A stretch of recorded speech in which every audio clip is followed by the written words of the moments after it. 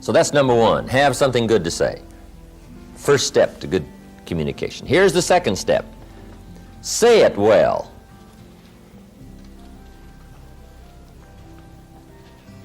Part of communication is saying it well.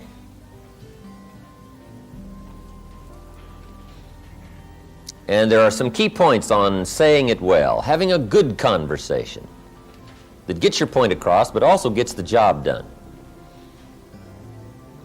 Saying it well is a matter of repetition, conscious repetition. Some people say it over and over and over, but they don't get any better at it.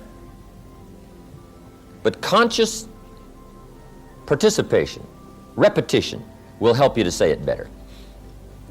See, my first seminars, they were not that good. I'll admit that. But guess what? I did it again with the thought in mind of getting better. I did it again with the thought in mind of getting better.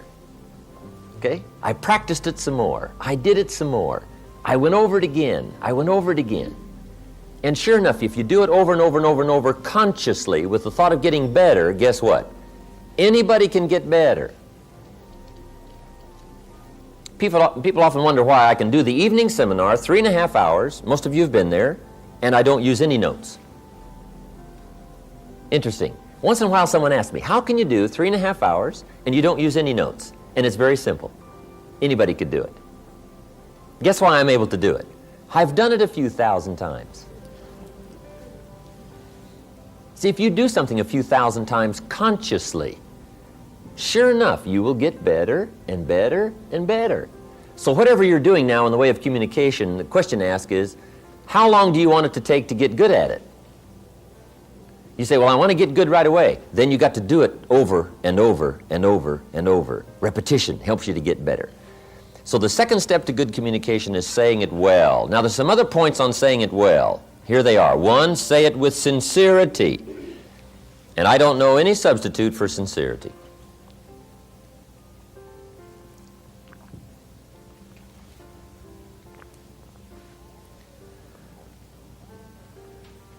Almost everybody wants the feeling from someone else that you are being sincere, that you're not playing games with me,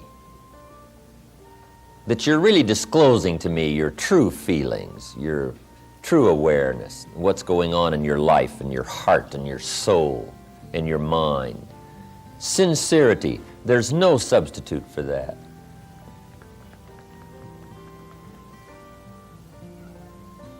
Once in a while, someone asks me, when the seminar's finished, they say, look, Mr. Rohn, everybody's gone now, but tell me the truth now.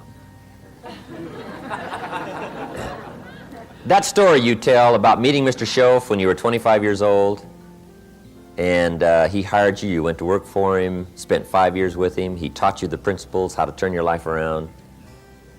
He said, now that's just a story, right? That didn't really happen. Isn't that just a story to make all this sound good?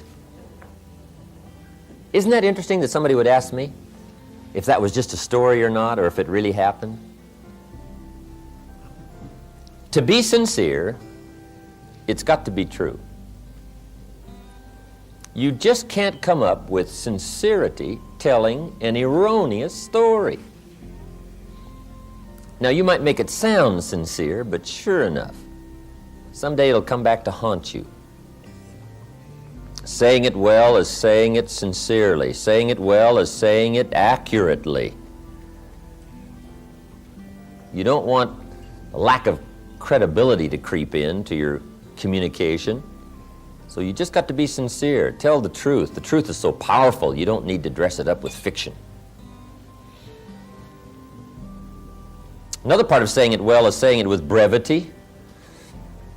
Don't linger too long on any one point, because I got a good disclosure for you. The human attention span is short.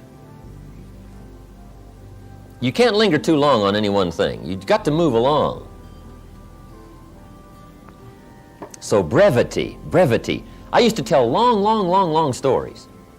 And I stretched them out so long, people forgot the beginning by the time I got to the end. And now the end doesn't make much sense, right? Because you can't hook them both up. I just drug them out too long. People get weary. You just got to practice being brief, being brief, being brief. Short, short. Attention span is short.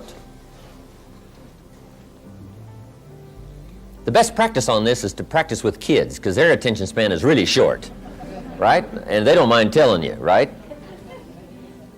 You start talking to the kids, right? And kids say, how long is this going to take, right? I mean, right away they get the feeling you're going to take 30 seconds. And you should only take 10, right? I mean, they get bored right away.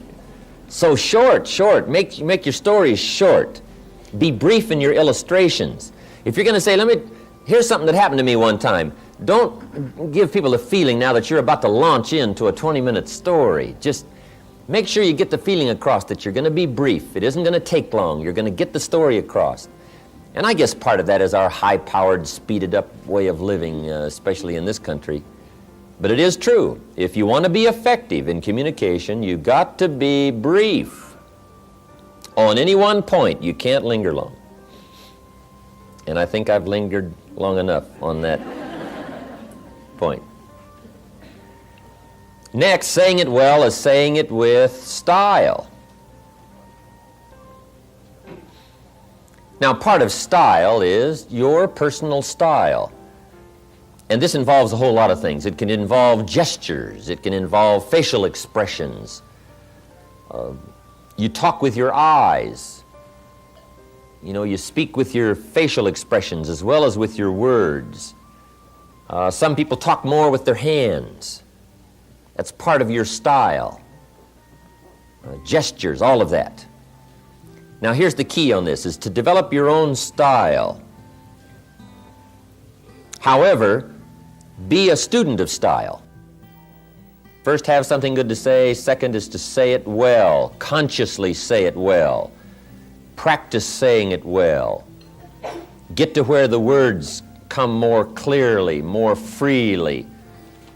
Things you used to stumble over when you talked a year ago, you just correct that. You just correct it and correct it so that now it flows better.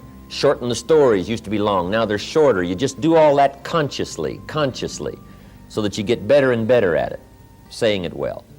Okay, here's the third step to good communication. And this is so important.